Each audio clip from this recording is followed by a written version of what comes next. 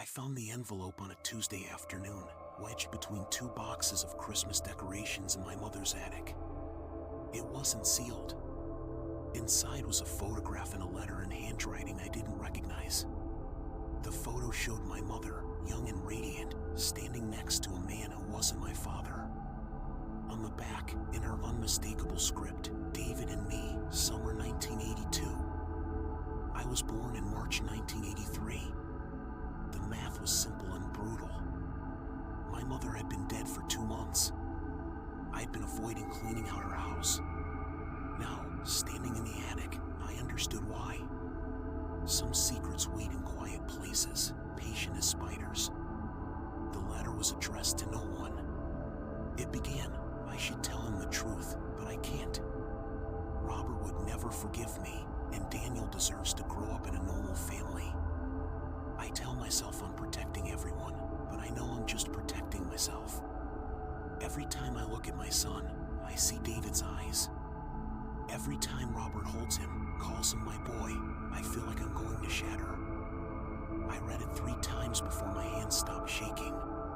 Robert Morrison, the man who raised me, might not have been my biological father. David, the man in the photo, had vanished before I was born. I called my wife, Jennifer, from the attic. After I told her, there was a long silence. Then she said, "Come home, Danny. You don't have to do this alone." But I had to. I spent the afternoon searching through boxes for more clues and found my mother's diaries from 1982. The entries were sparse but told a story: a woman trapped in a dead marriage, a chance encounter at a party, a summer romance. June 12, 1982, met someone today who actually listened. His name is David.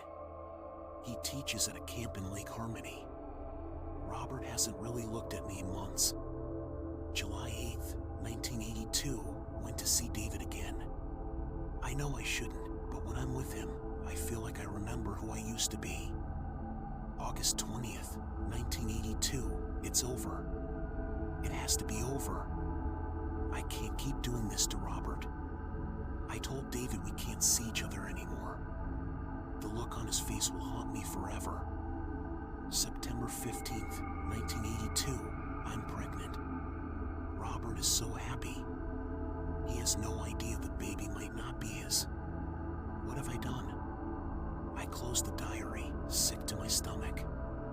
My mother had known from the start that I might not be Robert's child. She had chosen silence, letting him raise me as his own.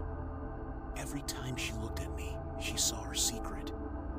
I found David's full name in an old address book, David Brennan, with an address in Vermont. I stared at the name, unsure whether to open this door. It took 3 days to write the email. I finally sent it. "Mr. Brennan, I believe you knew my mother, Catherine Morrison, in 1982. I recently found some information suggesting we may be related. If you're willing to talk, I'd appreciate the opportunity." He responded quickly, "I remember Catherine. I'd be willing to talk. Here's my number." I dialed the number. He answered. "This is David." "Mr. Brennan, I'm Daniel Morrison, Catherine's son. I was born in March 1983. I found a photo of you and my mother. I look like you." There was a long silence. Then, she never told me. I swear she never told me she was pregnant. I tried to contact her, but she wouldn't respond. I thought she had chosen her life with Robert. I had no idea there was a child. We talked for over an hour. David told me about that summer, falling in love with a married woman, and her choice to end it. He married someone else, had children, and built a life in Vermont. But he'd never forgotten my mother. "I'd like to meet you," he said, "if you're open to it." I agreed, though I wasn't sure what I hoped to find. We arranged to meet in Burlington. I drove up the next weekend, stomach in knots. What if we had nothing to say? I saw him first. He was tall, with graying hair, and his features were disturbingly familiar. When our eyes met, I across his face. We stood there for a moment, two strangers connected by blood and circumstance. "You ever smile," he said. "But my eyes." We sat down and talked for hours, finding unexpected connections.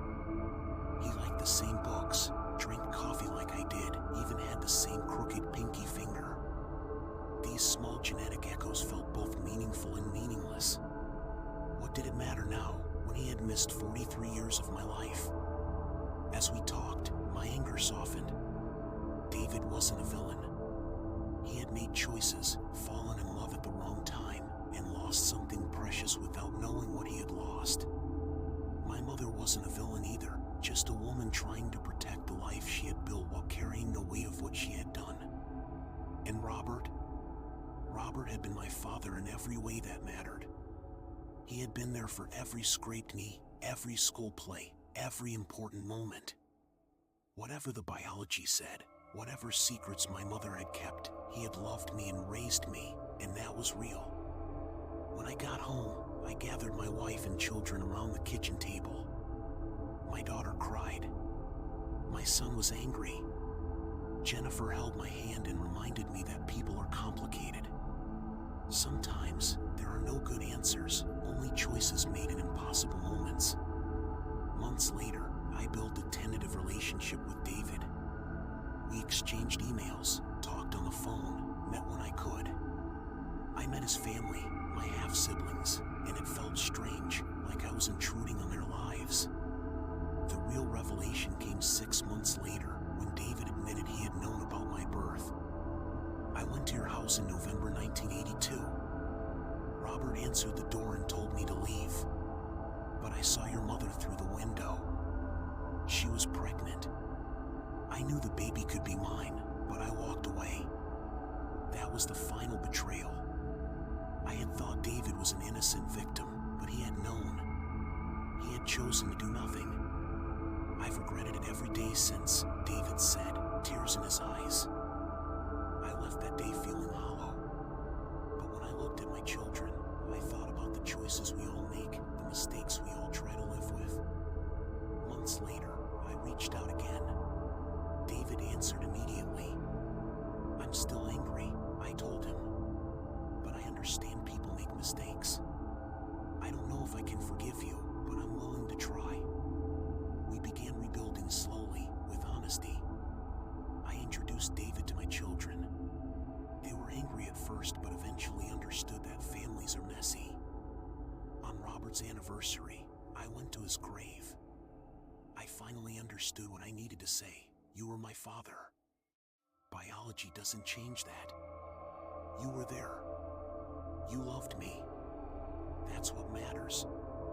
And I thought about my mother, about the life she gave me, the choices she made, the way of her secrets, and how they shaped me. The truth is hard, but it's real. I'd rather live with the hard truth than with comfortable lies.